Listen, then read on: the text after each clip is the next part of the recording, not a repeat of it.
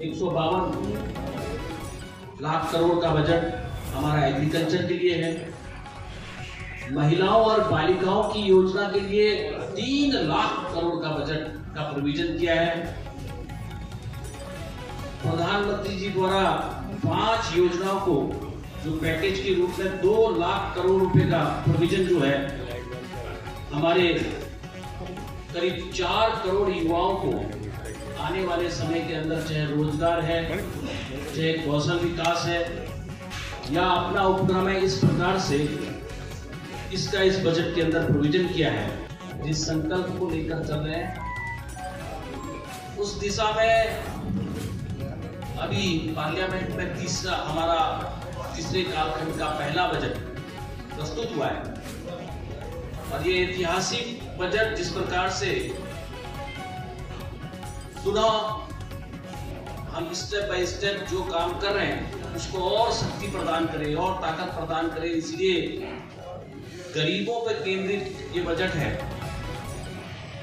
उनको अपग्रेड करने के लिए, उनको और आगे बढ़ाने के लिए, उनकी ताकत क्षमताओं को और ताकत देने के लिए, उनकी मूलभूत सुविधाओं को और ताकत दें, उस पर केंद्रित है। और जो हमारे युवा है, जो हमारी शक्ति है, जो ताकत है, उस युवाओं को ये बजट उस पर भी प्रसिद्ध है, उसका भी परिवहन इस बजट के अंदर है।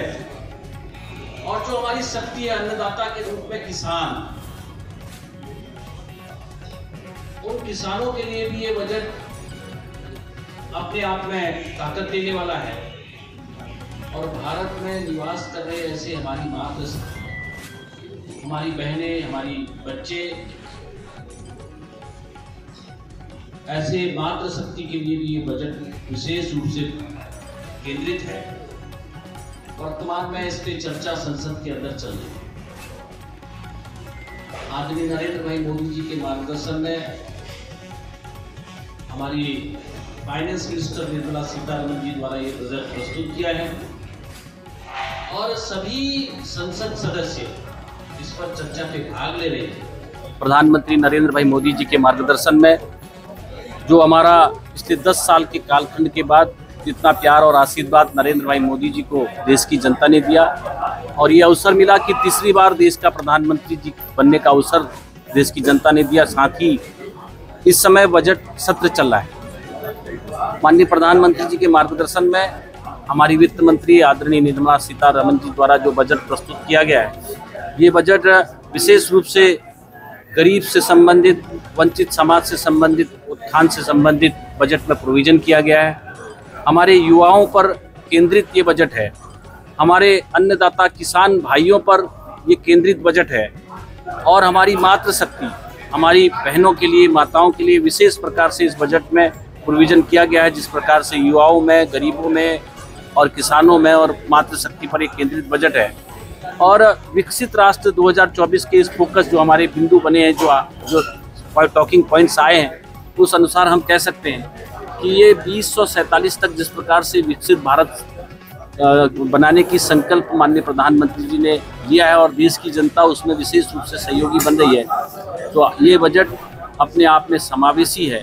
मध्यम वर्ग के लिए भी इसमें बहुत बड़ा हमको स्लैब मिला है, जिसमें कि उनको किसी प्रकार की दिक्कत ना हो। जो उनके इनकम टैक्स 3 लाख रुपए तक का अर्निंग में शून्य कर दिया गया है और 3 से 7 लाख में 5% दिया है, 7 से 10 लाख में 10% दिया है। तो इसका स्लैब भी बढ़ाया गया है, जो कि मीडियम वर्ग के लिए भी अच्छा है।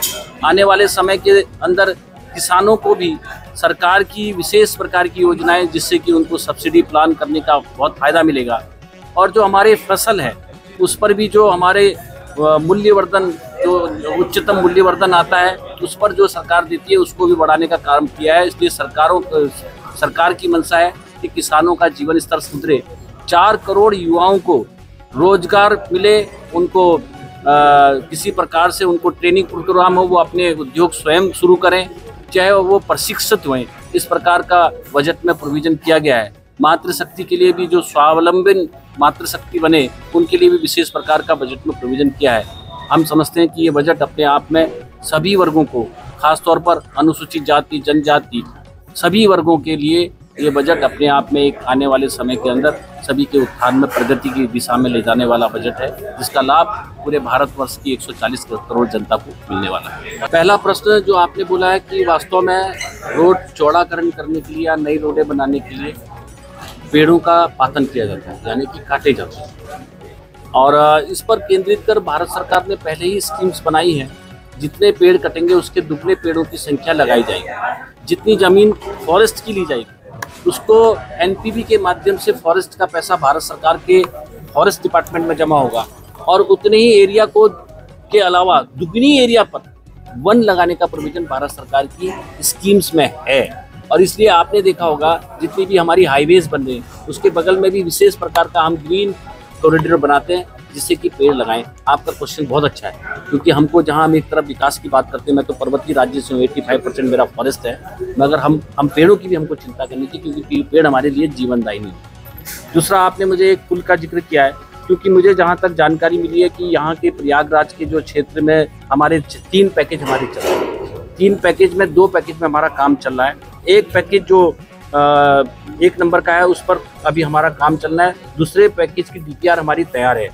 एक पुल आप जो गंगा नदी का पुल बोलते हैं, वो गंगा नदी का पुल का कार्य भी हम उसके लिए मैं अभी रिव्यू लेने वाला हूँ। बाकी का जो महाकुंभ 2025 में होने वाला है उसके लिए हम सारा काम करेंगे। पुल के लिए भी मैं आपको, क्योंकि ये पुल का भी काम किन कारणों से रुका है, कैसे रुका है, उस पर भी हम बहुत तेज गति से काम करेंगे। वो पुल भी बनेगा।